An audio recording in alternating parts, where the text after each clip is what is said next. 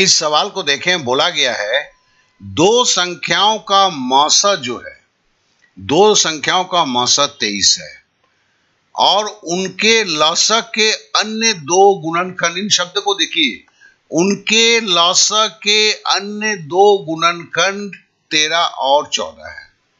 मतलब पहली संख्या भैया, पहली संख्या 23 गुने 13 है। इसका कहने का मतलब है, इस शब्दों से आप क्या कहते हैं, परिचित हो जाएं। दूसरा है 23 गुने 14। क्यों? देखो, पहली 23 जो मौसा है दोनों संख्याओं में होगा और संख्या के दो ही गुणनखंड होंगे, एक मौसा होगा, दूसरा उसका दूसरा पार्ट होगा जो लसा में समाया हुआ रहता है। तो इस तरह संख्या 23 गुने 13, 23 गुने 14 होगा। नेचुरली बड़ी संख्या कौन सी होगी? 23 गुने 14 होगी, वही बड़ी होगी। 23 गुने 13 से तो 23 गुने 14 बड़ा होगा, यही बड़ी संख्या होगी। इसको गुणा करते हैं तो 322 होता है। फिर से मैं दोहरा देता हूं सवाल को। दो संख्याओं का मौसा 23 है और बोलता है लसा के अन्य दो गुणनखंड। देखिए, इन शब्दों से जरा परिचित हो जाइए। लसा के अन्य दो गुणनखंड मतलब क्या है?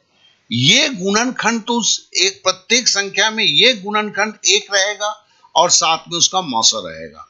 तो देखिए, एक गुणनखंड क्या हुआ? 23 उसका मौसा है और 13 उसका गुणनखंड है। ये पहली संख्या हुई, फर्स्ट संख्या हुई। और दूसरी संख्या क्या हुई?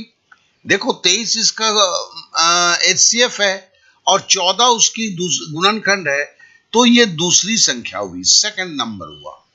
लेकिन बोला गया है उनमें से बड़ी संख्या कौन सी है, पूछा गया है। तो नेचुरली 23 गुने 13 से 23 गुने 14 या 13 से 14 एक बड़ा है ना, तो यही बड़ा होगा, तो 23 गुने 14 होगा। जब 23 गुने 14 को हमने गुणा किया तो हमें 322 मिला। तो मतलब ऑप्शन नंबर 4 जो है ये इसका उत्तर होगा।